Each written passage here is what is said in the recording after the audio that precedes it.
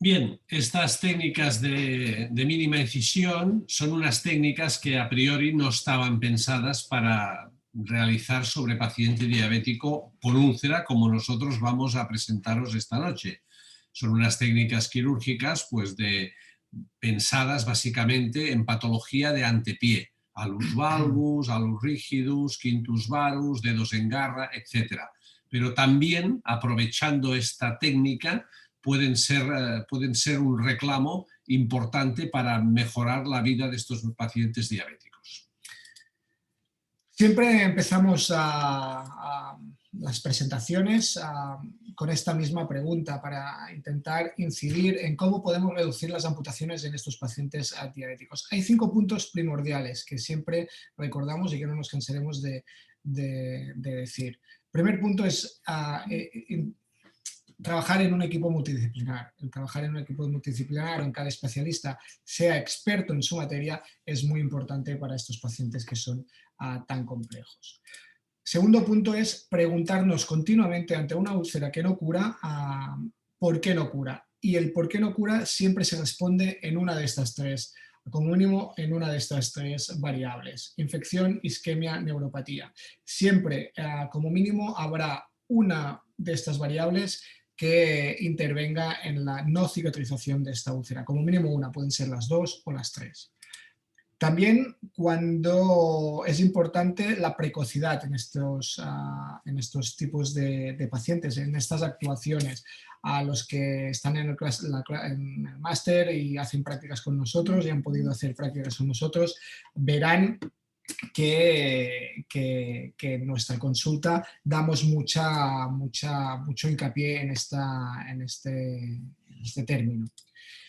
¿Cómo no? Conocer la biomecánica del pie. Es fundamental conocer la biomecánica de estos pies, que son completamente diferentes a un pie que no sea diabético. Y eso nos permite, como ha dicho Jordi, nos permite hacer una serie de gestos quirúrgicos, muchas veces menores, para intentar cambiar los apoyos de estos pies, para hacer descargas internas, como veremos y lo explicaremos a lo largo de esta presentación, para intentar cambiar los puntos de apoyo y que cicatricen estas heridas. Resumiendo, de entre las cirugías que podemos hacer en el pie diabético, concretamente hoy, simplemente nos vamos a centrar en estas, que son las que llamamos descargas internas para cicatrizar esas úlceras.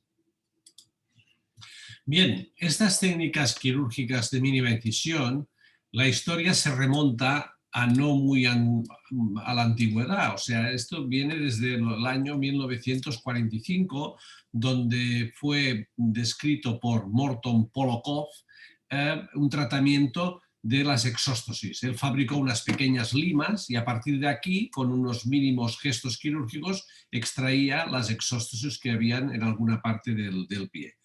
Más adelante fue Probert, que ya aplicó técnicas mucho más agresivas, pero no fue hasta Bernard que ya aplicó un micromotor. Ya utilizó el micromotor para ya eliminar estas espículas y hacer algún tipo de lo que llamamos hoy en día una osteotomía. Incluso Brom ya empezó a sacar la exóstosis típica del espolón calcáneo. Pero el que realmente dio un salto fue Himes, que en el College Podiatric Pennsylvania, en Estados Unidos, en Filadelfia, fue el primero que organizó el primer curso de cirugía de antepié, con estas técnicas de mínima incisión. Y Robert fue un cirujano que ya describió estas técnicas de cirugía del antepié ya, digamos, estructuradas. Ya teníamos micromotor, teníamos fresas, teníamos indicaciones de estas técnicas y él es el que hizo, le hizo un programa concreto para esto. Pero realmente el que hizo la podología, digamos, moderna fue Stephan Isham. Isham, un señor americano de Texas, fue el que realmente ya describió las técnicas de alus valgus, de quintus varus, de alus rígidos, todas esas técnicas que hoy en día conocemos para la práctica de la técnica de mínima incisión. Y ahora hablaremos ya, después de esta historia que nos sirve para introducir el tema, vamos a hablar de qué materiales necesitamos para hacer estas técnicas de mínima incisión en el pie diabético. Y después de explicar los materiales, ya empezaremos con las imágenes, los casos reales, los casos clínicos, que es la parte más práctica.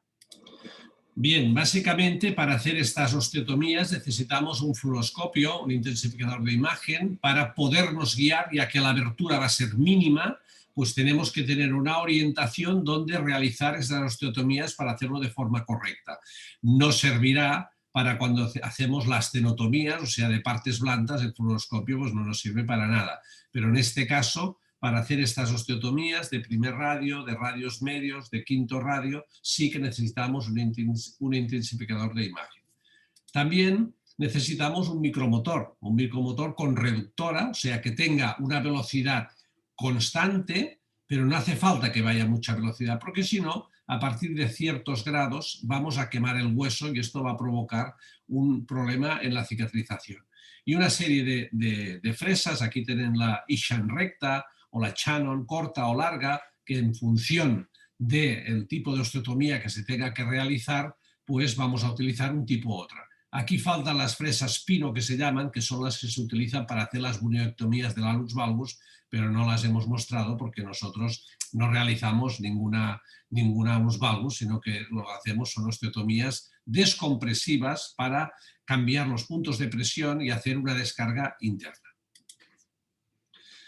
Bien, vamos a empezar por el ABC, la anestesia que realizamos en estos pacientes.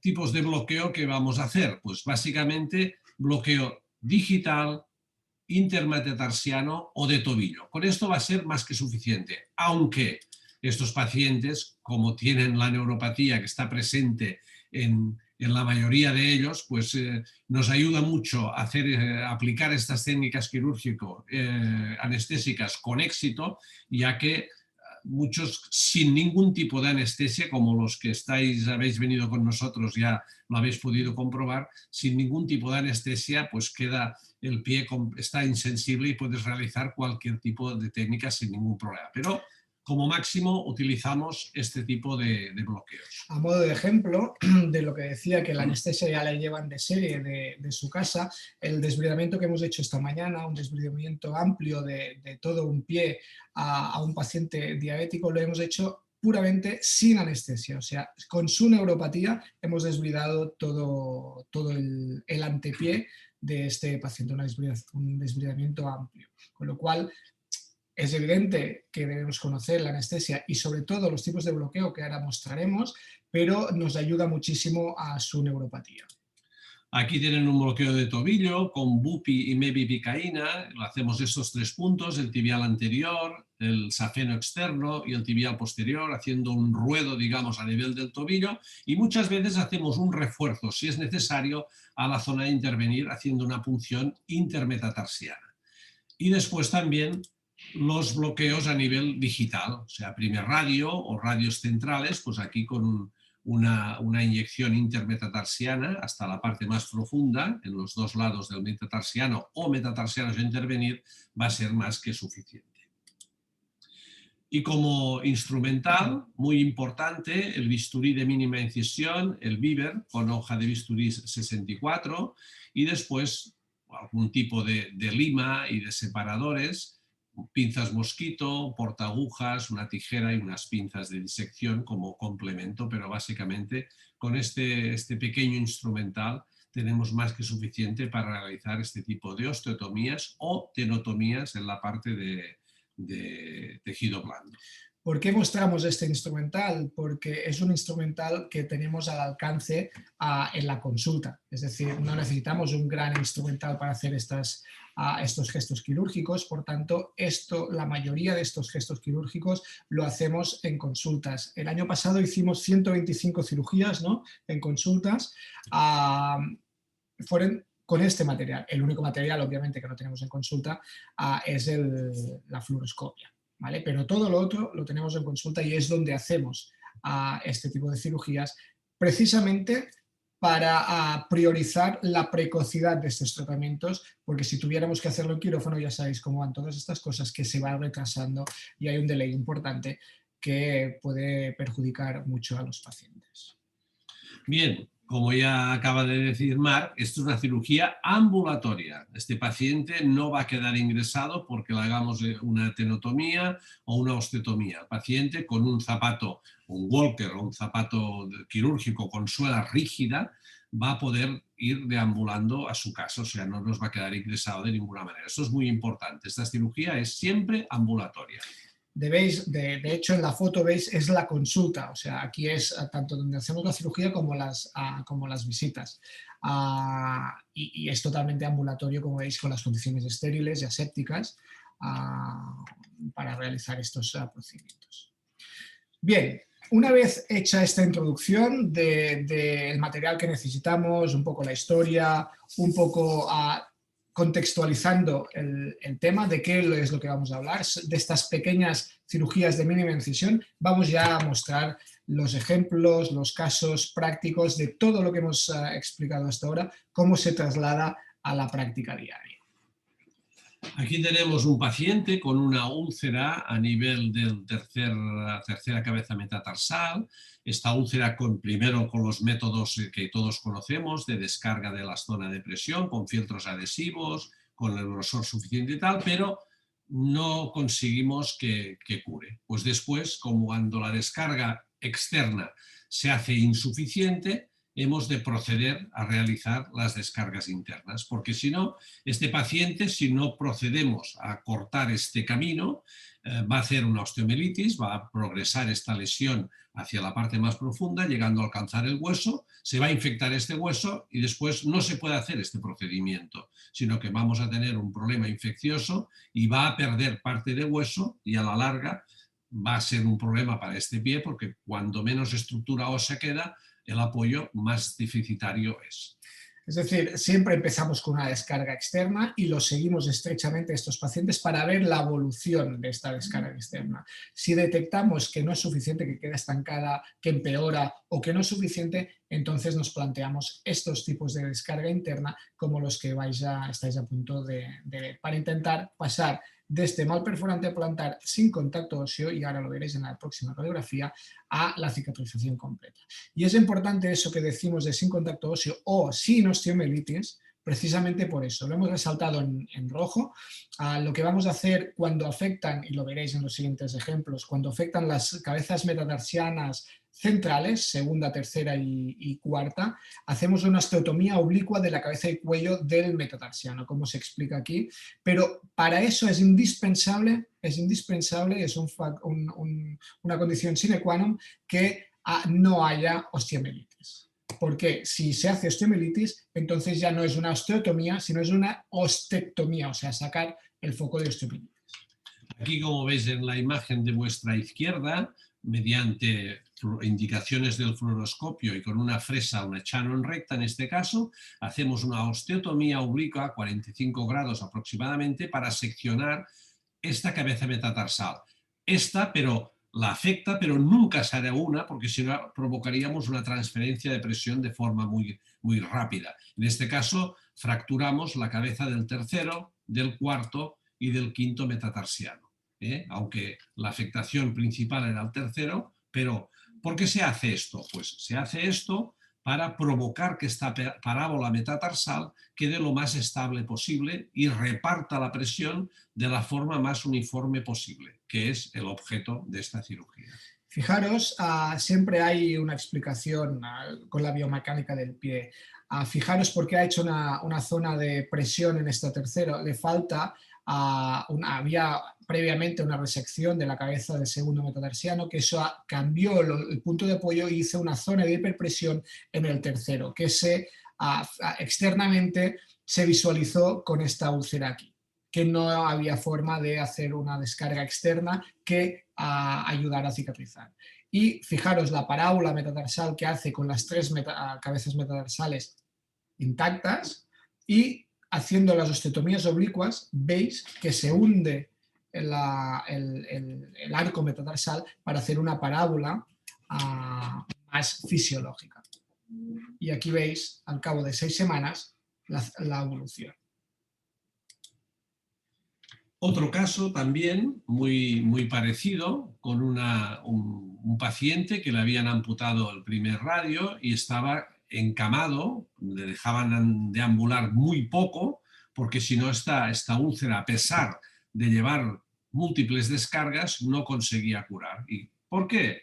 Porque cuando falta un elemento, que en este caso el primer radio, todavía hay una transferencia de presión más importante encima de las cabezas segunda y tercera de los metatarsianos, provocando esta lesión, con el peligro, igual que el otro paciente, de que esto progrese, afecte al hueso y no se le puede hacer esta osteotomía, sino tuviéramos que hacer una ostectomía, eliminar estas cabezas metatarsales, con lo que vamos a provocar otro problema, porque va a provocar una transferencia a los radios laterales, en este caso el cuarto y el quinto, y esto había que evitarlo. ¿Qué le hicimos? Pues igual que el otro caso, unas osteotomías oblicuas, aquí quedaron un poco más diafisarias, pero no pasa nada, porque este paciente, dejamos el quinto radio porque pensamos que era un poquito más estable, pero a pesar de esto, fíjense, al cabo de una semana, esta úlcera sin descarga, solo con el vendaje con guata sintética y venda de Kreb, lo que había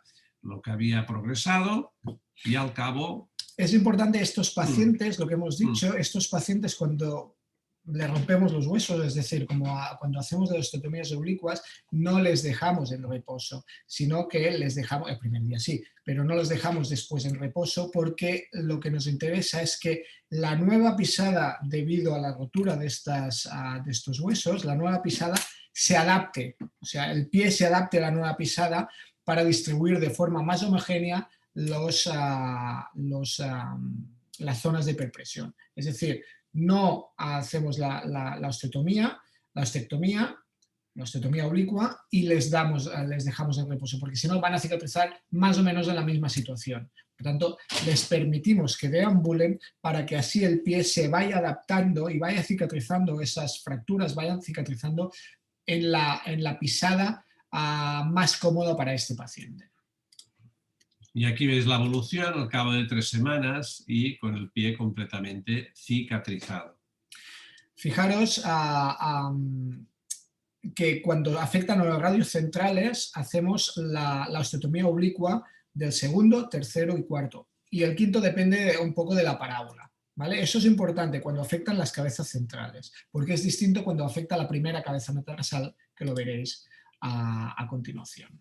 Aquí veis el antes y el después en 5 o 6 semanas.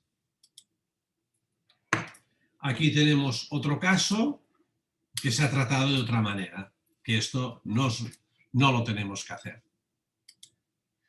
Bien, seguimos en otro... Lo que decíamos ahora de cuando afecta, ya no afecta a la zona central, a las cabezas metatarsales del segundo, tercero y cuarto, sino ya afecta a la primera cabeza metatarsal.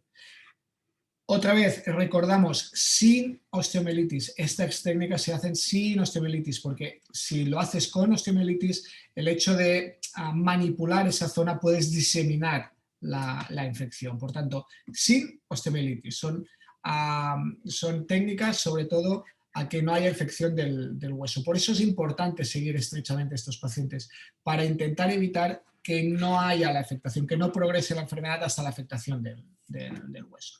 Bien, pues cuando afecta a la primera cabeza metatarsal no se hace la osteotomía oblicua en la zona de la cabeza, sino se hace en la base, para intentar levantar esta zona de apoyo. Aquí veis la osteotomía de la base. Aquí veis un caso de una paciente, pues le falta el primer radio, evidentemente en el fotopodograma, el programa que veis allí, pues hay una hiperpresión en la cabeza del primer metatarsiano. Esta persona es una persona joven que, en caso de progresar esta infección, va a suponer una amputación del primer radio y una desarticulación de todo este antepié, pues se le realiza una osteotomía. Aquí veis la radiografía, que es la zona de la úlcera que está en esta zona, que no hay osteomielitis, no había contacto óseo y por radiografía no hay osteomielitis, importante. Y como veis, aquí mediante una fresa, pues se realiza esta osteotomía a nivel de la parte proximal del primer metatarsiano para provocar que de la parte distal se eleve y de la parte proximal se reduzca, se baje, provocando un cierto aplanamiento del pie, del arco longitudinal interno del pie, cosa que también nos favorece para traspasar la presión de un lado a otro. Y aquí veis el resultado obtenido al cabo de, en este caso, 2 meses aproximadamente, quedó completamente cicatrizado. Si eso no se pudo descargar externamente, si eso insistimos en la descarga externa, con el tiempo se acaba infectando, acaba habiendo osteomielitis y luego el problema es mucho más grave. Y aquí veis la imagen de la presión plantar antes y después de realizar la osteotomía. Y otro caso también muy parecido, pensar que a veces hay casos que, por ejemplo, esta paciente llevaba 3 años con esta lesión, 3 años seguidos con esta lesión, que con descarga se curaba, pero al ponerle la descarga definitiva, o sea, el soporte plantar, se volvía a reulcerar. Volvíamos al mismo proceso, al punto de partida. Volvíamos a poner más descarga, se terminaba curando, pero otra vez y así durante 3 años, hasta que se le planteó el tratamiento quirúrgico. Y como el otro caso, como veis, la radiografía, una vez descartada la presencia de osteomielitis, que eso es muy importante, test de contacto óseo negativo, imagen que no había imagen compatible con foco de osteomielitis, y como esto no había ningún tipo de duda que no tenía osteomielitis, pues ya no se hizo ninguna prueba de más nivel, ninguna gamma SPECT, ni ninguna resonancia, ni nada. Se procedió a hacer la osteotomía de la base, ¿lo veis? Aquí en la base del primer metatarsiano, y vamos a ver el resultado obtenido. Fijaros qué pequeña incisión en el dorso, con un solo punto de sutura, porque a través de este orificio es donde vamos a entrar la fresa. Una vez hacemos la incisión, diseccionamos con una pinza mosquito hasta pelar completamente, desperistotizar este hueso, y a partir de ahí hacemos la fresa, que hacemos un agujero guía y la vamos a abrir por abajo y por arriba hasta conseguir que se rompa completamente este metatarsiano, y con un punto de sutura es suficiente. Y aquí vemos la evolución de esta paciente completamente cicatrizada en la imagen de vuestra derecha. Y este es el ejemplo que os mostrábamos antes, que es otro ejemplo más de la base de la afectación de la cabeza metatarsal del primer metatarsiano, con una osteotomía de la base, como vemos que va evolucionando. Son descargas internas que hacen eso, que esa zona de hiperpresión no se descargue de forma interna y entonces no haya esa úlcera en esa zona. Y otro caso que no tuvo suerte de tener el tratamiento que estamos proponiendo. Y claro, este tratamiento, hacer una transmetatarsiana en estos pacientes, esto va a provocar un problema posterior, porque en pies neuropáticos hay que aplicar la fórmula de presión igual a fuerza partido por superficie. El pie de la derecha tiene una superficie más pequeña, con lo que aumenta considerable la presión. Y aumentar la presión plantar, estos picos de presión plantar en un paciente neuropático insensible, esto puede ser letal. Veremos ejemplos al final de esta presentación de qué hacer con estas pacientes que tienen una amputación transmetatarsiana y tienen úlceras plantares. Lo veremos porque hay otro tipo de descarga interna que pueden beneficiarse estos pacientes. Y cambiamos un poquito estas osteotomías a un poquito más adelante. Hay un tipo de úlceras muy pequeñitas que se ubican a nivel de la interfalángica del primer dedo. El motivo, pues muchas veces por un bloqueo de la metatarsofalángica que hace que esta articulación interfalángica, que en su posición normal tiene un aspecto, no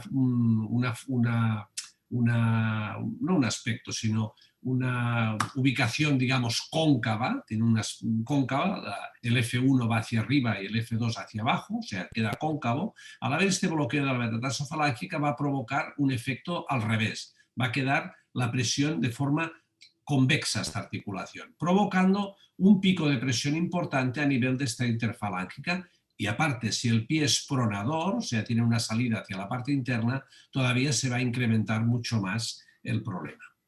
Acordaros, sin osteomielitis. Estas técnicas siempre sin osteomielitis. Hemos visto úlceras en las cabezas metatarsales centrales, en la primera cabeza metatarsal y ahora en las falanges. ¿Qué hacemos en este caso? Aquí tenemos un paciente pues, que también llevaba muchísimo tiempo con esta lesión y le propusimos hacer esta osteotomía de la base. Fíjense en esta radiografía como el aspecto que tiene F1 y ahora, una vez realizada la osteotomía, ha disminuido este F1, pero no es que haya disminuido, es que ha hecho un pliegue, digamos, ha hecho un pliegue. ¿Por qué? Porque este F1 que tenía una proyección caudo plantar, ahora la tiene al revés, completamente al revés. Y la úlcera queda completamente en suspensión y se provoca pues, la curación de la lesión. Fijaros que aquí es donde está la osteotomía. Fijaros que no había osteomielitis, ¿vale? En la radiografía, ni contacto óseo, ni en la radiografía nada que nos hiciera sospechar de que había osteomielitis. Fijaros aquí que es la osteotomía donde hicimos y la cicatrización de esta úlcera por completo. Sería muy fácil en este paciente que, a lo mejor no en este momento, pero si empeorara esta úlcera, que como mínimo se llevará una amputación transfalángica. Es bastante común, no sé si vosotros en vuestro ambiente también tenéis la misma apreciación. Otro ejemplo, una úlcera similar, la radiografía para ver que no hay osteomielitis. Aquí hicimos la osteotomía un poco más arriba, pero bueno, veis que también produce el mismo efecto de cicatrización de esta herida.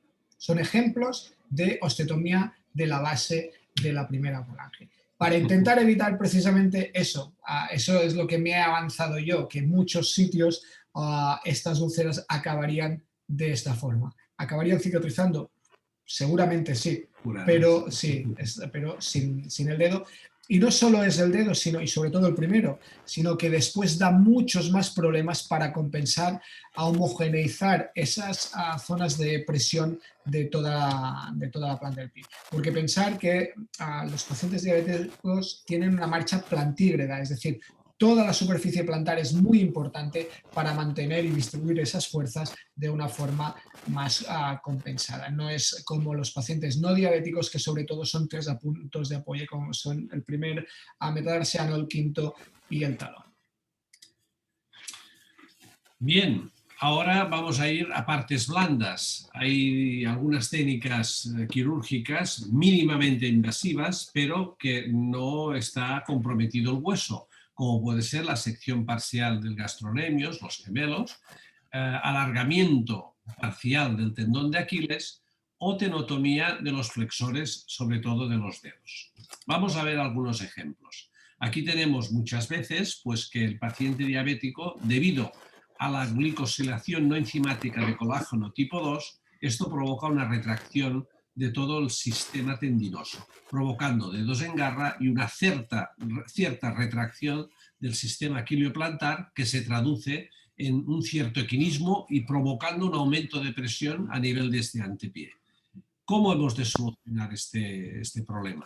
Pues este problema lo hemos de solucionar cuando hacen estos dedos en garra que nos van a ulcerar la punta de los dedos, o estas amputaciones transmetatarsianas con el paciente que el talón está debido a la tracción tiene un exceso de apoyo en la parte anterior, o en pacientes con neuroartropatía de Charcot, debido a este cambio estructural del hueso, va a provocar una tracción de este tendón de Aquiles, provocando un aplanamiento del pie y un exceso de presión que se puede traducir con una aparición de una úlcera en la parte central del pie. Estas úlceras son ejemplos de qué podemos hacer para intentar, en este sentido, de partes blandas, gestos quirúrgicos sobre las partes blandas para intentar corregir y cicatrizar estas úlceras. Aquí podemos hacer una medición con el paciente en decúbito prono, con un goniómetro, poniéndolo de esta manera que veis en la imagen, y miraremos la angulación que tiene tanto de flexión plantar como de flexión dorsal para poder hacer la medición a posteriori, después de haber hecho esta tenotomía parcial del tendón de Aquiles, este alargamiento, para ver los grados que hemos ganado mediante esta maniobra. Esta tenotomía, muy importante, hay que realizar, ahora vamos a pasar un vídeo, lo vais a ver en vivo y en directo, hay que hacer 3 tipos de incisiones, 2 internas y una externa. ¿Por qué se hace aquí? Por 2 motivos. Primero, para corregir el varismo, que muchas veces el pie normalmente ya tiene un pie varo con el choque del talón por la parte externa, este pie que estamos viendo es el izquierdo, y la otra, y la más importante, es para preservar en el máximo el nervio sural. Y esto es una zona que podríamos seccionar el nervio sural, y si hacemos una incisión es menos probable que si hacemos 2 o si hacemos 3. Por esto hacemos las incisiones por la parte interna. Y aquí veis después de la tenotomía, que aquí hay un apósito para ya cubrir las zonas de incisión, cómo ha ganado la angulación después de la tenotomía, de forma inmediata. Y aquí vamos a ver el vídeo que iremos pasando, porque dura unos 5 o 6 minutos, pero iremos pasando y lo iremos comentando. Primero vamos a hacer unas pequeñas punciones en la zona que tenemos que hacer las incisiones con mebipicaína. Hacemos 2 o 3, como son 3 cortes, pues hacemos 3 pequeñas punciones con una aguja súper fina de 0,4 milímetros de diámetro. Inyectamos pues medio centímetro en cada zona donde posteriormente vamos a hacer la incisión.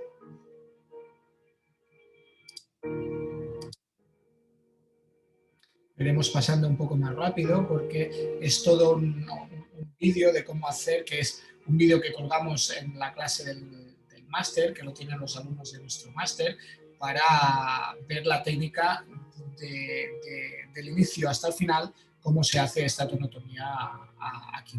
Cortesía de la doctora Riera, que es compañera nuestra de vascular de aquí, que también forma parte del pediátrico. Aquí veis el instrumental, como habíamos dicho antes, un bisturí de Viver 64, podría ser con el 11, pero tienes el peligro que hagas la incisión un poco más grande. No pasa nada, pero si tenemos uno de mínima incisión, mejor. Aquí lo estamos marcando, pero lo hacemos porque es un vídeo demostrativo, es formativo, pero si no, no nos hace falta. Cada 2 centímetros, cogiendo como referencia desde la parte plantar hacia arriba, a partir de 5 centímetros, a partir de allí vamos a hacer cada 2 centímetros las incisiones.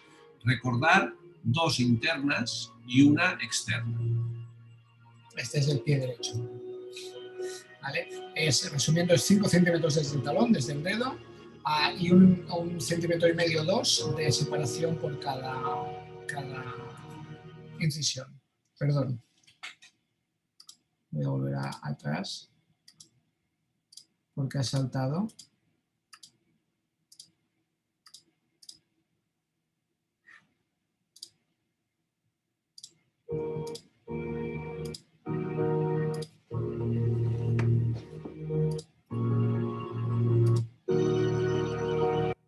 Aquí estamos haciendo el entallado, la asepsia quirúrgica típica, ya lo veis, es una consulta esto, pero trabajamos como si fuera un pequeño quirófano. Fijaros que precisamente veis el pupitre donde atendemos los pacientes, donde escribimos, o sea, es la consulta que la convertimos para hacer estas pequeñas cirugías. Esta es una cirugía estéril. ¿Ves?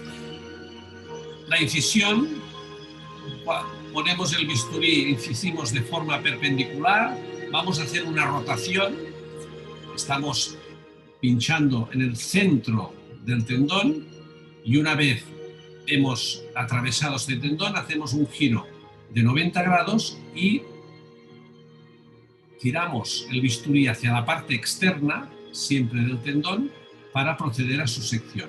Pinchamos, atravesamos el tendón, ahora rotamos 90 grados y vamos a cortar hacia la parte externa siempre. 2 internas y una interna, pero siempre hacia la parte de fuera. Aquí estaremos en la parte externa. Es una sección parcial del tendón de Aquiles, por eso se hace desde el medio hacia un lado en función de si son el lado interno, 2 internas o una externa. En función de qué incisión toque, vas hacia un lado u otro, ¿vale? Pero desde el medio hasta el otro lado. Una vez está realizada esta sección, que repasamos siempre para comprobar que lo hemos hecho correctamente, ponemos unos puntitos de sutura, más que nada pues para que no sangre. También se podría hacer con Steri-Strip sin ningún problema, pero a veces ponemos este puntito de sutura para que si el paciente después ve que le sangra, pues se van a asustar y para evitar problemas. Y muy importante, después de realizar la cirugía, un pequeño apósito, sin ningún problema, y un walker. Tienen que llevar un walker durante 4 o 5 semanas para evitar estos excesos de tracción y evitar en lo posible que esta tenotomía parcial se convierta en una tenotomía total. ¿De acuerdo? Una pregunta. Sí. ¿Qué tipo de bloqueo anestésico se le hace al paciente en este procedimiento? Local, in situ. Okay. Donde vas a hacer la incisión es el tipo de anestesia que aplicamos, como se ha visto en el vídeo. Sí, sí, en este caso simplemente es local, en la zona del tendón de Aquiles, en la zona donde tú le vas a cortar, en esos 4 o 5 centímetros de diferencia. Y como habéis visto, se hace en consultas y muchas veces nos preguntan, hostia, esto hacerlo en consultas, esto es una cirugía completamente aséptica, pero la mayoría de estos pacientes tienen muchos más gérmenes en sus heridas de lo que hay en la consulta. Es decir, vienen pacientes sépticos. Cuando hacemos las ostectomías, que es otra clase del máster, cuando hacemos las ostectomías, los desbridamientos amplios, se hace precisamente porque están sépticos, con lo cual lo hacemos en condiciones asépticas, pero tampoco nos preocupa la infección, porque no tenemos tasa de infección, porque ya vienen infectados de casa. No en estos casos, por ejemplo, que es una cirugía limpia, ¿eh?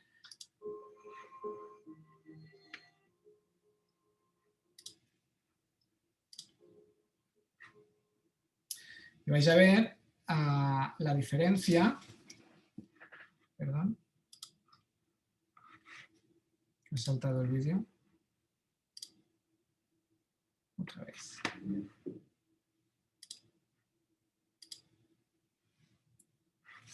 Y aquí veis algunos ejemplos. Este paciente con una lesión a nivel... Espera, porque no sé si están compartiendo la pantalla, un momento. Porque ahora ha salido de compartir la pantalla seguramente. No se está compartiendo ahorita. ¿Sí? Perfecto. Gracias. ¿Sí? Sí. Vale, aquí veis, como decíamos, algún ejemplo. Este paciente que llevaba muchísimo tiempo con esta lesión y con descargas no conseguíamos pues curarlo, pues haciéndole una simple tenotomía del tendón de Aquiles, fijaros el pie cómo le quedó y sigue con ello, sigue con ello.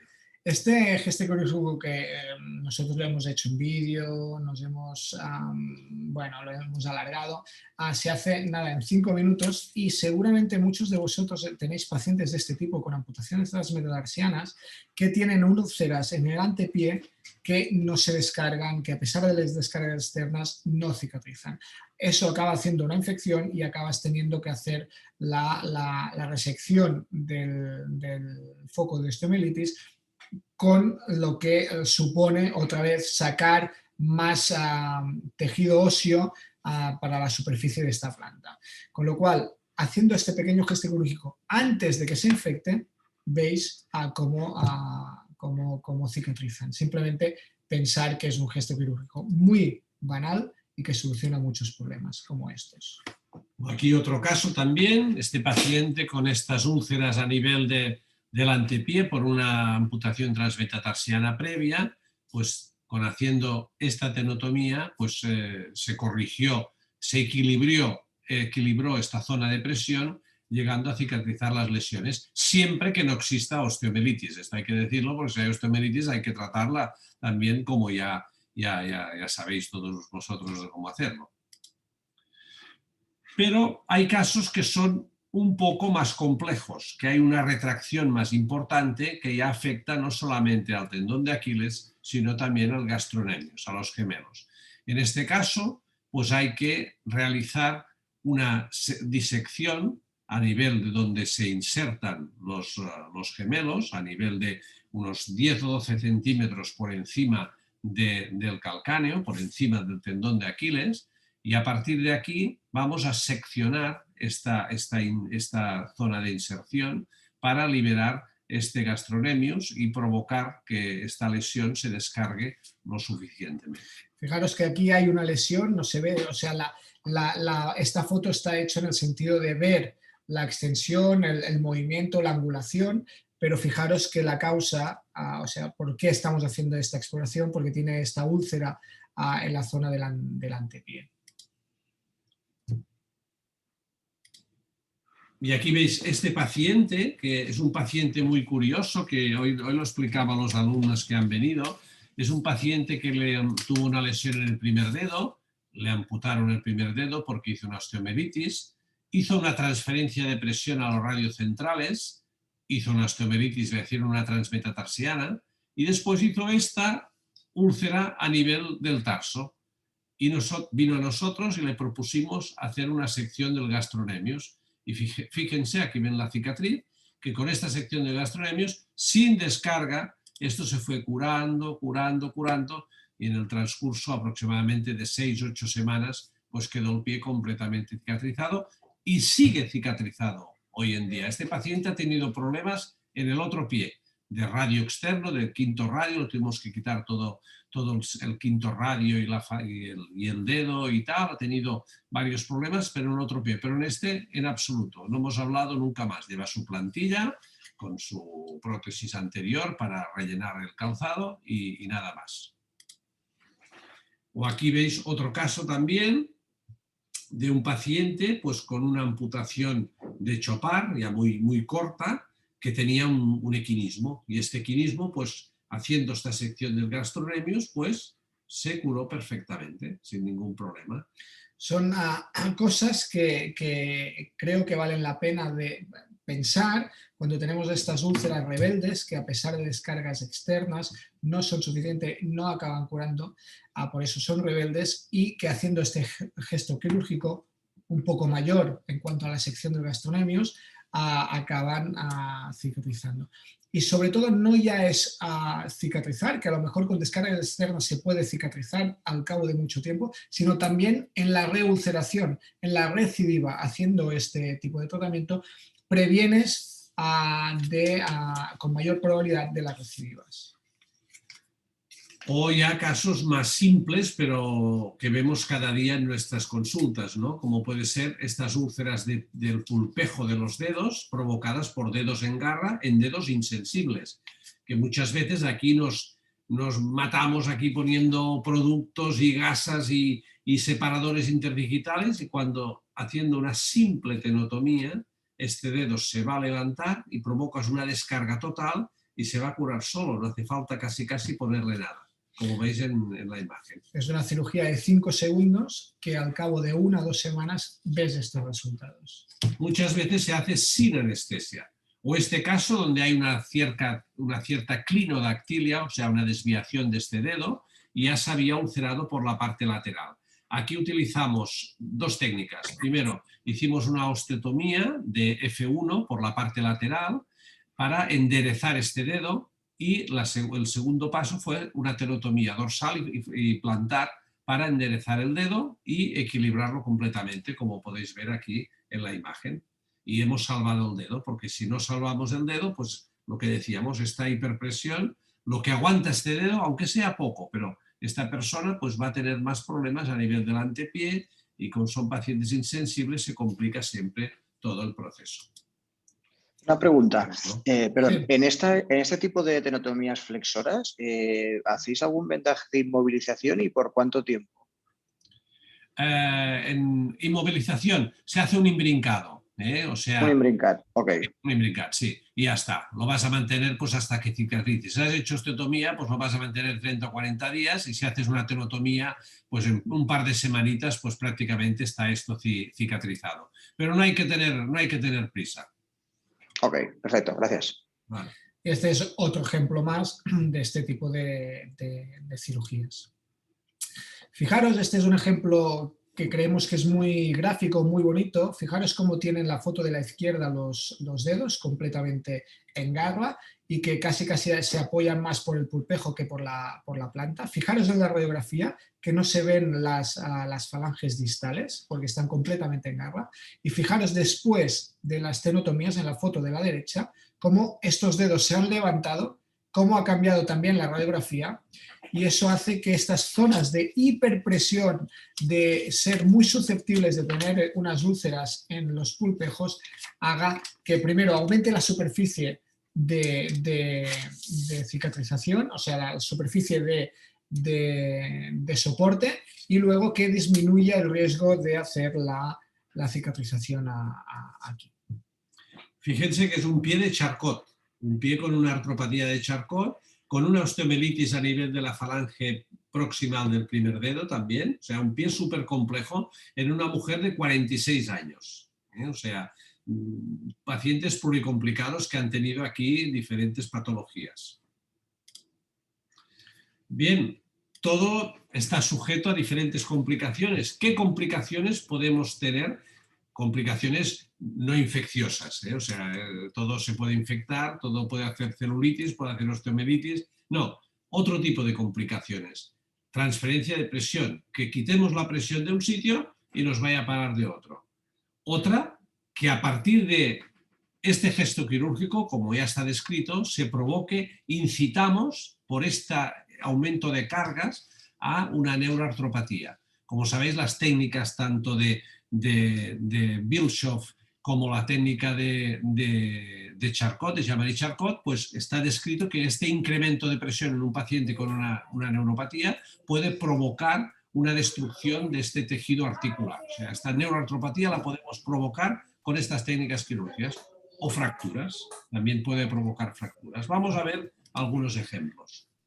Aquí tenemos un paciente de 25-30 años de evolución que ha tenido múltiples episodios en el pie y el último episodio, uno de los últimos episodios, pues que tuvimos, pues hacemos una ostectomía de esta cabeza metatarsal que veis ahí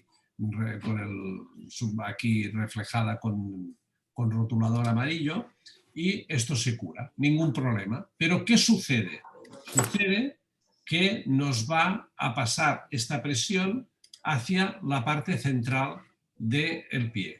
Fíjense que está redondeado, todo el pie nos queda aquí con una presión en la cabeza del tercer y cuarto metatarsiano, provocando un bulto a nivel plantar que con descargas lo vamos soportando, lo vamos arreglando, pero con un grave peligro que cualquier día esta pequeña ulceración que nos hacía y que controlábamos con descargas progrese y haga una osteomelitis y tengamos una infección de toda esta zona metatarsal y esto va a ser un problema muy importante. Pues, no sé quién tiene, perdonen, no sé quién tiene el micro abierto, pero produce un poco de ruido. Parece que ahora no. Lo digo porque... Vale, perfecto. Y aquí veis la hiperpresión que hay aquí en la zona metatarsal, que con descargas lo íbamos solucionando, pero esto había que hacer una solución definitiva. Y lo que decidimos fue hacer otra osteotomía, romper todos estos huesos a nivel del cuello metatarsal. ¿Para qué? Para que después, gracias al apoyo de este paciente, o sea que le incitamos a que caminara con una suela rígida, pues esto se pone en su sitio, quedando el pie perfectamente estable, como veis en esta imagen. Es muy importante en estos pacientes romperlo y la naturaleza lo va a poner en su sitio. La naturaleza con una suela rígida como son los zapatos quirúrgicos. Otra complicación, que ha sido un caso que hemos explicado de osteotomía oblicua de las cabezas metatarsales, pues esto provocó una desviación hacia la parte interna del pie, una desviación de presión, como veis aquí en la imagen, haciendo este escafoides más prominente, llegándose al punto de casi a punto de ulcerar. La cosa quedó aquí y con un soporte plantar se pudo solucionar. ¿A qué es debido? Pues es debido a la amputación corta que tenía del primer metatarsiano este paciente. Al tener esta amputación tan corta del primer metatarsiano, al haber hecho esta sección del segundo, tercer y cuarto muy diafisario, que la sección quedó bastante casi en el medio de la diáfisis, provocó una traslación de fuerzas, toda esta fuerza se fue hacia el lado interno, provocando que este escafoide se desplazara, se hundiese, llegando a ser peligroso, pero que no pasó de aquí. Esto con un soporte plantar se pudo solucionar. Pero son cosas que hemos de tener presentes, estas transferencias que podemos tener en estos pacientes. Y también otro caso, una neuroartropatía. Aquí tenemos un paciente con una lesión. Este paciente lo operamos del pie derecho de una artropatía de Charcot, de un bulto, y el bulto no tuvo ningún problema, pero se nos complicó esta lesión. Esto es cuando estaba ingresado 24 horas, esta úlcera de la cabeza del primer metatarsiano. Esta úlcera se fue cicatrizando, hasta que al final decidimos hacer una osteotomía de base del primero, como veis aquí. Esta osteotomía de base del primero, la cosa fue bien, para la úlcera muy bien, pero ¿qué provocó? Fíjense la imagen típica de un pie de Charcot, aparte de la imagen que veis del pie en la derecha, desalineación de la segunda cuña con el segundo metatarsiano y un problema de las articulaciones de todo el segundo, a nivel del isfranc, hay una cierta alteración articular porque es comprobado un pie de Charcot, una neuroartropatía de Charcot, en este caso en grado 1 y de localización 2 según la clasificación de Sanders y Freiberg. Y también... Sí, aquí vemos cómo se trata lo que hemos dicho, de tratar la úlcera en la cabeza del primer metatarsiano, que es como una osteotomía oblicua. Fijaros que acabó cicatrizando, pero que hizo unas fracturas, después en el segundo, como veis aquí, fijaros en el primero, ¿vale? Tenía esta úlcera aquí, que por indicación a una descarga externa no era suficiente, lo cual lo que hicimos es una osteotomía oblicua, una osteotomía de la base del primer metatarsiano, consiguiendo la cicatrización. Pero fijaros lo que ha hecho en el otra fractura.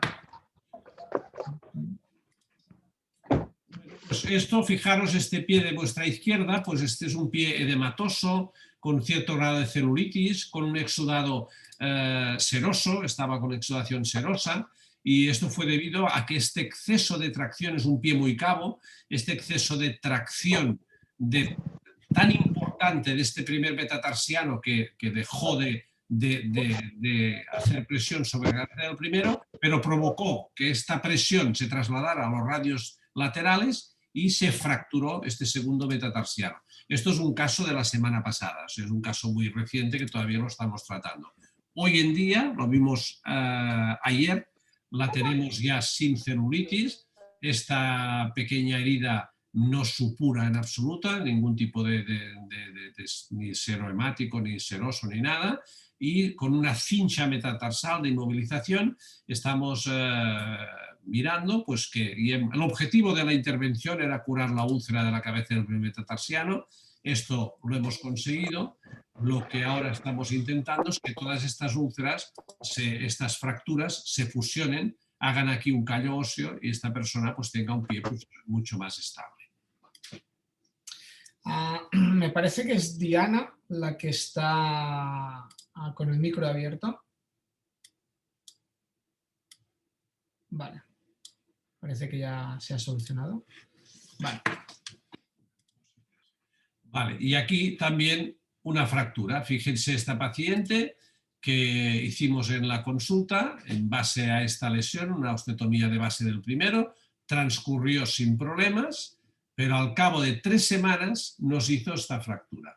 Aquí también juega mucho la osteopenia, ¿eh? Estos pacientes muchas veces tienen el hueso muy desmineralizado y puede provocar, al trasladar esta carga, pues que estos dedos, estos metatarsianos se fracturen. Pero fíjense cómo ha quedado el pie completamente aplanado, pero bueno, tiene una marcha plantígrada, tiene más superficie de apoyo este paciente y no tiene úlcera ni riesgo de momento de tenerla. Fijaros la evolución, detectamos esta zona de hiperpresión que no es suficiente con la descarga externa para cicatrización, indicamos y hacemos una osteotomía de la base, como hemos explicado en las diapositivas iniciales, y luego se complica al cabo de unas semanas con esta fractura.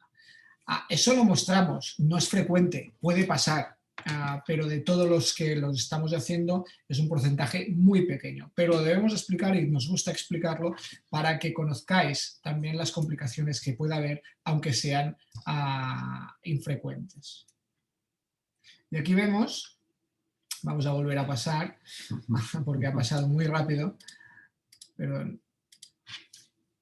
Vale, y aquí vemos lo que estamos intentando conseguir con este tipo de cirugías y con estos tipos de formaciones, de pasar de estas úlceras que son complejas, que son crónicas, que son rebeldes, porque llevan muchos tipos de tratamiento que acaben cicatrizando sin tener que perder tejido plantar. Una aclaración, la fotografía de la parte inferior derecha, esta que estamos marcando, los alumnos del máster lo saben porque ya lo explicamos, es un paciente que aunque tiene una úlcera en el tarso, la parte externa, le hicimos una osteotomía de la base del primero para hacer una traslación de fuerzas, aplanar el pie por la parte central y así descargar esta zona externa. O sea, es un caso raro que a veces hacemos una osteotomía en un lado para descargar el lado contralateral. Era una aclaración. De ahí la importancia que hemos, si recordáis, la segunda diapositiva,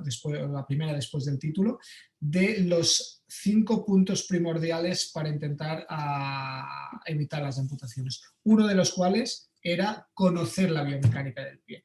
Conocer la biomecánica es saber que haciendo este tipo que ha explicado Jordi, este tipo de descarga interna, sabemos que va a trasladar las presiones hacia otro lado y de hecho lo que se trata es de esto. O sea, es una zona de hiperpresión que necesitamos que no apoye esa zona. Pues intentar estudiar la biomecánica del pie para saber qué gesto quirúrgico podemos hacer. Y lo que se intenta es estas úlceras convertirlas en úlceras cicatrizadas.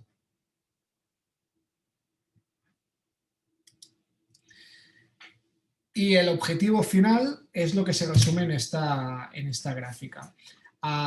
En azul veis la unidad del pie diabético como tal o en pleno funcionamiento, nació en 2015. En azul es pre-unidad del pie diabético, en verde es post-unidad del pie diabético, o sea, lo que está en funcionamiento. Y lo que veis es que cómo han disminuido drásticamente las amputaciones mayores, esos son amputaciones mayores, infracondiles, supracondiles, cómo han disminuido drásticamente desde la creación de la unidad del pie diabético, haciendo estas técnicas quirúrgicas, teniendo un equipo multidisciplinar, teniendo estos conceptos básicos que hemos explicado en la primera diapositiva. Vemos cómo han disminuido, con el añadido de que los pacientes, o sea, la amputación ha disminuido, pero los pacientes que estamos tratando desde el 2010 han incrementado exponencialmente. Es decir, tratamos muchos más pacientes, pero disminuimos mucho menos, o sea, amputamos mucho menos.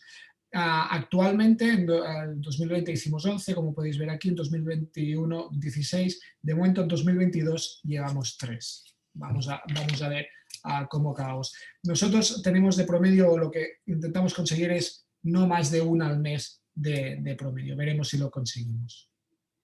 Bien, para que tengáis una idea, en el año 20 del año 21 ha habido un incremento en visitas, en primeras visitas de un 42% y en segundas visitas o de seguimiento un 25% aproximadamente en un año. O sea, estamos creciendo, digamos, en el número de pacientes y en el número de visitas y en cambio el número de amputaciones mayores pues se está controlando pues, considerablemente. Bien, y hasta aquí un poco lo que queríamos mostrar. Creo que nos hemos adaptado al tiempo. Hemos puesto a las 9:15 como mucho, son las 9:03. No sé si tenéis alguna pregunta, algún comentario, alguna crítica, alguna aportación que queráis hacer.